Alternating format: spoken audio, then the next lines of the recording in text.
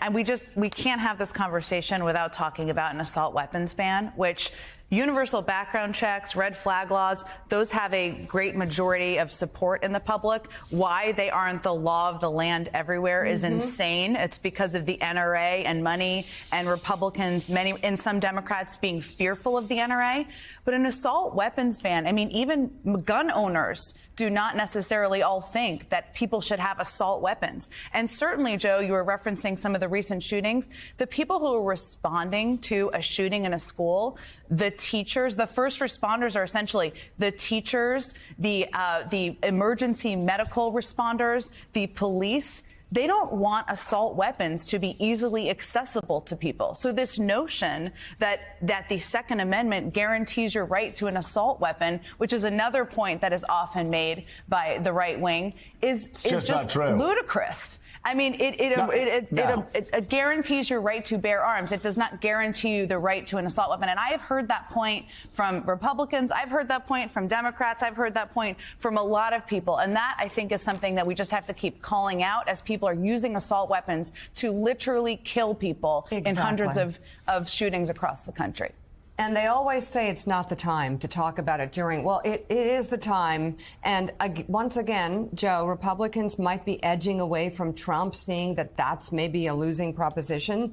But they keep adding to the list of issues that they're on the wrong side of, whether it's health care, Obamacare, which they never had another option for, guns, abortion, you name it. They're on the wrong side of where most Americans are. Well, and you take Social Security, Medicare. During the last election, Rick Scott, the person How's that going to win? Yeah, the person running the Senate committee for elections, talking about cutting Social Security and Medicare, and other Republicans talking about it in code. It's just, it keeps going. And, you know, John Heilman, we've always grown up, and just following up on what Jen Psaki said, it's so maddening when people just spout something out with such authority about what the Constitution says, what the Second Amendment says, and it just doesn't say it.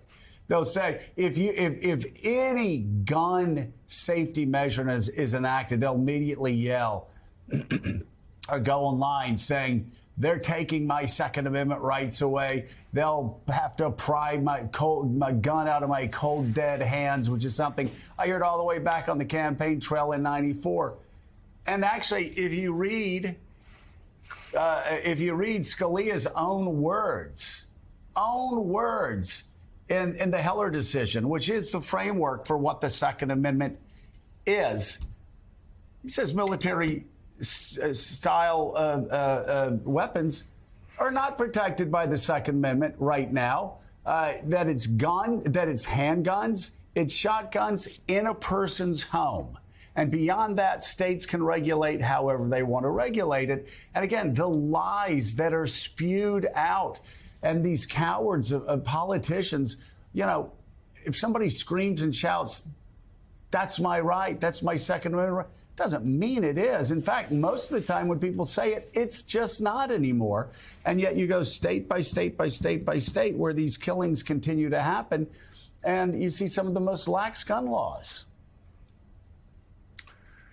Yeah, I mean, look, you know, Joe, even if you don't know about Heller, you know, if you just read the language in the Constitution, I mean, I would say the vast majority of people that you run into at Republican events, at Trump campaign rallies, wherever you want to go, they have no idea even that there's that the frame around the Second Amendment speaks of the context of a well-regulated militia. These are just the words in the Constitution, not even what you would need to know if you'd ever read a Supreme Court decision. And I got to say, I mean, to echo another thing that Jen said a second ago, I mean, there's so, I mean, you made a list as long as all of our arms put together of all the disheartening familiarity of the things that we go through every time there's another one of these events. But I think that, you know, one of the most striking and acute and heartbreaking elements of this now is very particular, which goes to the awareness that people have of the fact that these laws, the laws that we have on the books and the laws that we don't have on the books, that create the context, create a world in which first responders of all kinds, police officers, people in the health, in the emergency services, parts of the healthcare world, teachers in a lot of cases, are just being sort of fed into the maw of the unregulated gun culture that we live in now, where it's like, there's obviously victims to the left of us and victims to the right, but just to see the body count pile up, the most tragic children, the next most tragic has to be peace officers, the first responders who have to go into these situations, and so many, the body count piles up, the mortality count piles up, and they believe as much as anyone that this militia, I use that only in the context of the constitutional invocation of it, this got to be well regulated. We must get a better notion of what a well regulated citizen militia would be if we're going to have a right to bear arms. Those regulations have to be much more sensible than they currently are. Mm-hmm. Yeah, I encourage people to read the Heller decision, 2008. It says Justice Scalia said the right to own a weapon is not unlimited. You can read his full opinion, the majority opinion there. But just to piggyback off what John was saying, I had the same thought watching this come in. If people who don't want some gun safety laws on the books can't be compelled by the death of children in schools, 9-year-olds in Nashville, 6-year-olds at Sandy Hook, to do something a little more, maybe to prevent one or two of them. What about police officers?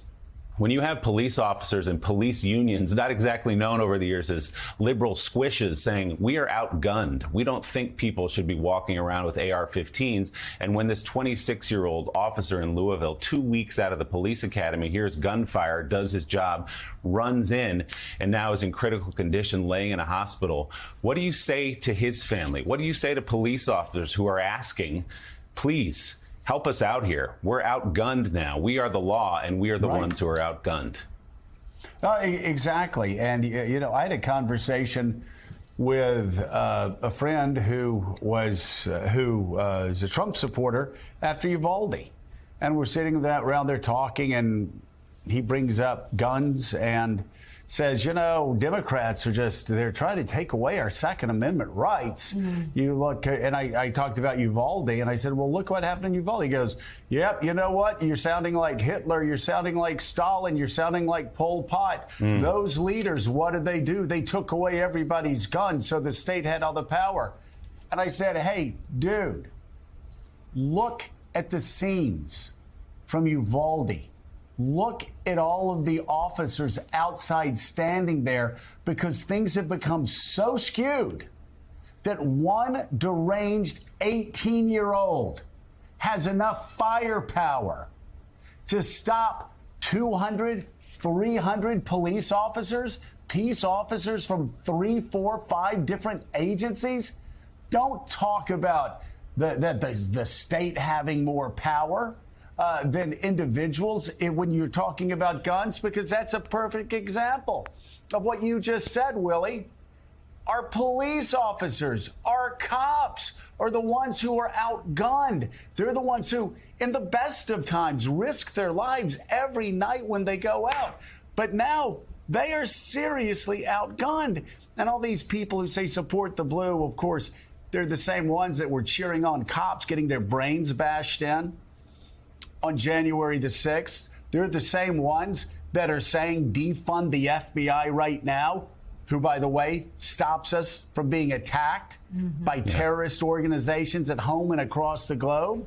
And they're the ones who are saying, like Willie just said, send our cops into a situation where they have no fighting chance.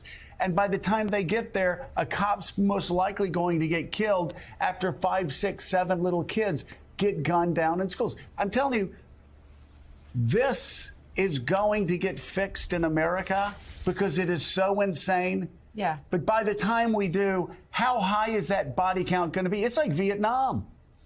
It's like Vietnam. Kennedy knew Vietnam was a mistake, and he said it to his advisors. Johnson knew Vietnam was a mistake. He said it to his advisors. Nixon knew we could never win Vietnam. Said it to his advisors. And yet it went on.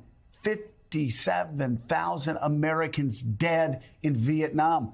I swear to God, we're going to look back on this time, and people are going to ask the same question. More people dying in America than died in Vietnam. More people have died by gunfire in the first couple months of this year than died in Iraq and Afghanistan, U.S. troops in Iraq and Afghanistan over 20 years.